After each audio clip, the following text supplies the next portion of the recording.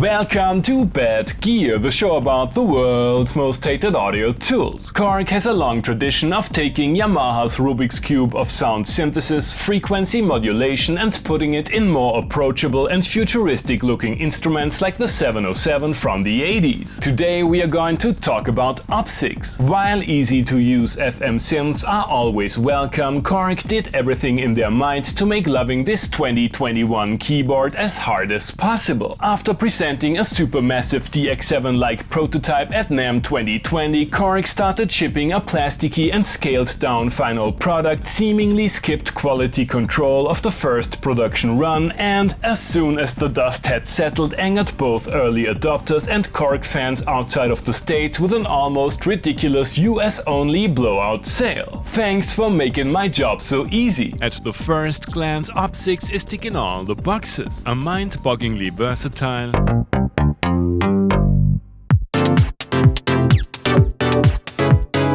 and complex engine,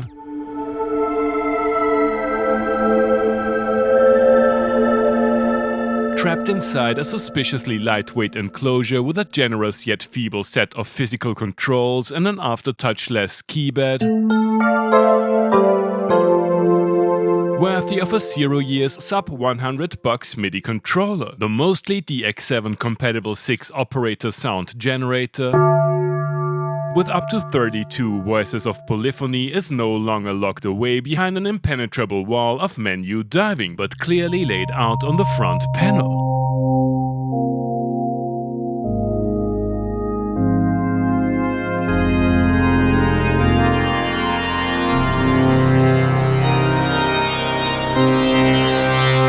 The 32 classic FM algorithms are easily accessible. Korg implemented a few more exotic operator arrangements. And there's, hell yeah, an FM8-like user algorithm programmer. These algos are populated by operators not only based on traditional sine waves, but there is also a healthy selection of more complex waveforms, including noise and a range of additive spectra. In addition to conventional FM techniques, these operators can be turned into subtractive hybrids, modes specialized in filter FM, ring modulation, wave shaping, and offer a variety of parameters best explored using the onboard oscilloscope. Handling of pitch and level parameters is straightforward, but FM veterans will miss the more complex envelopes of Trent Reznor's favorite synth. Speaking of envelopes, V-Patch lets you freely route 3 ADSRs, 3 souped-up LFOs, and plenty of other sources. The powerful filter section comes with a few vintage emulations, and I had a little too much fun with the 3 internal FX units. A bread and butter Arpeggiator is accompanied by a step sequencer. Although I appreciate its 6 voices of polyphony, the Volker-esque limitation to 16 steps is hopelessly antiquated. At least there's motion recording. Even beginners will be able to modify the presets with the global parameters.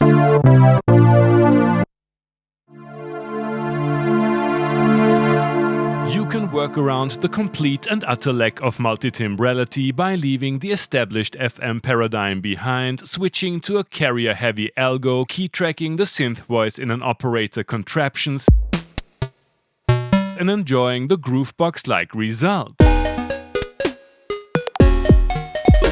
randomizing patches can be satisfying. At least it's more satisfying than the overall cheap feel, underwhelming monochrome display and barebones rear panel. The synth was brought to the market at an almost prohibitively high MSRP. A few containers of OpSixes prone to defective displays were available at a 60% discount to US residents only, and you can still get them new for around 500 international whatever bucks. Thanks to Klangfarbe for lending me one of their floor models. In a time of clones and reissues, Korg's OpSix and its innovative approach to FM is like a breath of fresh air. Did they mess it up by watering down the original concept of the synth?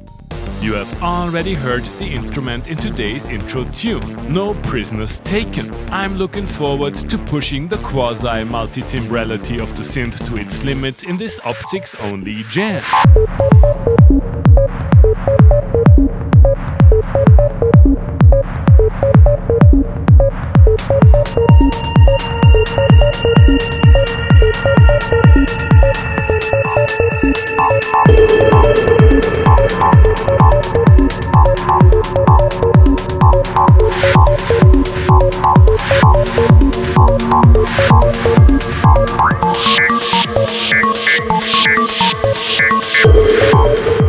How is it possible that OpSix is a better drum machine than Korg's very own drumlog? In spite of the monotimbral architecture, you can create minimalist arrangements in real time, and the faders are great for jamming. Classic FM sounds are oftentimes associated with 80s pop culture. I wanna know if we can throw a bridge between vintage aesthetics and more modern sounds.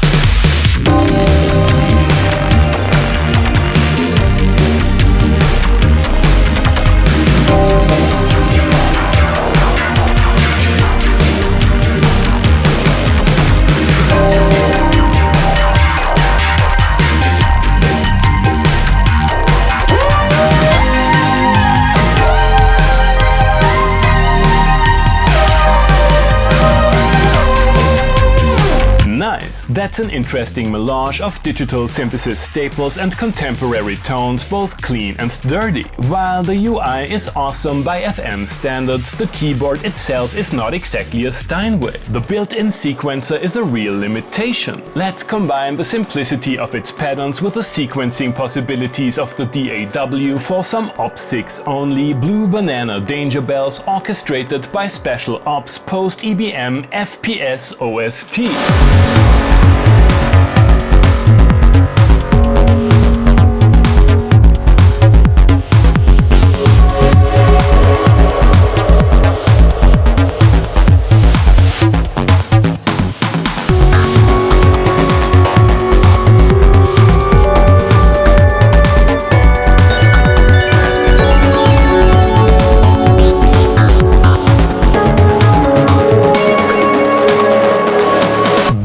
As you might have noticed, I like OpSix quite a bit, although I was missing the high fidelity of competitors like Electron's Digitone. The higher polyphony count and streamlined sound design workflow turn it into an easily approachable FM synth on steroids. However, the overall form factor is a mixed bag. Real keyboardists will be disappointed by the subpar keypad and questionable build quality, while knob twiddlers like me might prefer a more compact instrument with a grown-up sequencer. It's a shame to see a great synth engine like this in this limbo of pre-abandonment. Why not go full on Wave State SE, release an FM groovelog, or maybe even put it in a Walker? Yeah, definitely do that. I'm running out of Walkers to review anyway. Thanks for watching and see you next time. Hey guys, I hope you enjoyed the episode. Feel free to like, subscribe, become a patron and leave a comment what other kind of gear you would like to see and hear on the show.